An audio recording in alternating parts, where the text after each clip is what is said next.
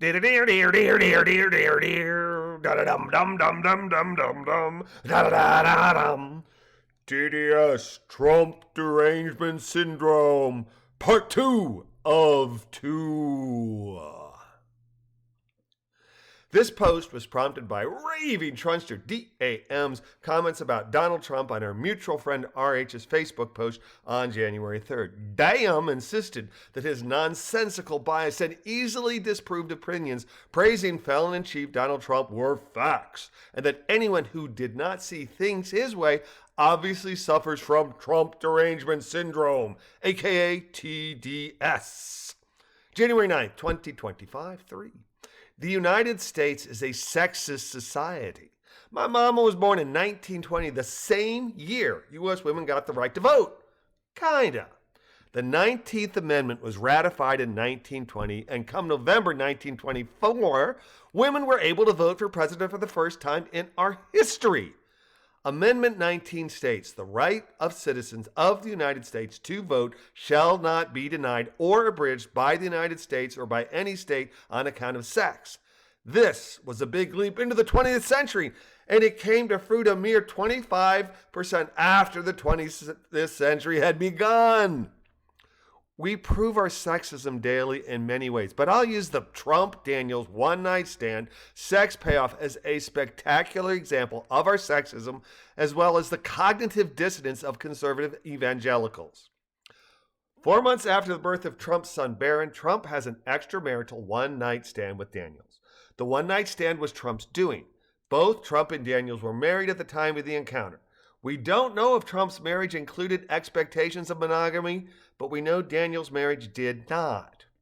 In 2015, 5 years after the thing, Daniels was looking to cash in on their one-nighter by going public with a story. When Team Trump learned of Daniels' plan to go public, they tried to squash the story. Following Trump's 2016 campaign announcement, Team Trump threatened to sue Daniels, but then agreed to pay Daniels hush money. Trump repeatedly lied outright and outrageously about their tryst. Daniels did not. Daniels is vilified by the right. Trump is not. If there is a victim here, it is Daniels. If there is a predator here, it is Trump. If there is guilt, it is Trump's, as he orchestrated the sexual encounter, cover-up, and smear campaign. Trump's marriage may not have included vows of sexual monogamy, but the good folk of the religious right placed blame upon and castigated Daniels, not GOP Trump. Sexism at its finest. 4. Sexism aside, the USA is also racist, and we boomer white men expect all y'all who ain't us to know that society has a shape. That shape is a pyramid, and that pyramid puts white, property, Christian men at the top strata. Think I'm exaggerating? Maybe you should read our Constitution. Those 4 voting rights, WPCM, stood until February 3rd, 1870, with the passing of Amendment 15. The Voting Rights Act states, the rights of citizens of the United States to vote shall not be denied or abridged by the United States or by any state on account of race, color, or previous condition of servitude. The Congress shall have power to enforce this article by appropriate legislation. Racism was our core value. It was the insidious warp and weft of our society, and it, like misogyny, still thrives, albeit to a far lesser, or at least more subtle degree in 2024 than it was in 1924 or 1870. Still, a woman for president? Why, that's crazier than electing a Kenyan who falsely claims to be from Honolulu. Of course, DJT was awfully fond of mocking Kamala Harris's skin color and ethnicity while also accusing her of somehow being a slaveholder when, of course, the Trumps would never subjugate anyone for any reason.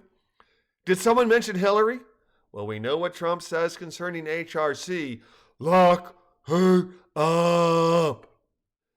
January 10th, 2025. 5. Though many who rejected Ms. Harris did so precisely because they are cretinous Neanderthals who, consciously or subconsciously, are both sexist and racist, Kamala Harris's election run had a pair of major gaffes where she fell short. Her vigorous campaign failed to discuss her master plan, Or should that be a concept of a plan for moving the U.S. economy, the world's strongest at the time of the election, from world's best to Steve Austin status? She failed to tout how, under her leadership, the economy would be stronger, better, faster, whatever that means. Hype. She failed to provide bombastic lies, lies that might have allowed her to wheedle her way into office. Promises in the form of a bigger, brighter, better tomorrow. Lies that are not kept because they cannot be kept. In short, she failed to be Donald Trump, the man who loves to scapegoat other. Trump repeatedly proves that his tactic of painting minorities as evil and anti-American is effective. Time and again, Trump demonstrates that his adoring minions love to hate. They see anyone who is not them as evil other. They adore his hate-filled, deceptive bombast and reward him by believing every lie regardless of the evidence against him. Ben Franklin is credited with saying honesty is the best policy. But if that was true 250 years ago, it no longer is. Instead, we have P.T. Barnum's "there's a sucker born every minute" as our default value, and that value seems to go hand in hand with the collapse of reason and propriety. Propriety? Oh, yeah. Forget reason, forget discourse, forget trying to find common ground. 21st century America is working hard at discord and disinformation for the sake of incivility. We seem hell-bent on embracing Jim Morrison's "we want the world and we want it now" mantra without any thought given to thinking. I just hope the USA doesn't wind up like Jimmy did, dead too soon and never having come to grips with personal responsibility. It's going to be an interesting 4 years. Assuming we aren't doged to death first, I know I'm not looking forward to Trump as ringmaster for our July 4th, 2026 semi-quincentennial.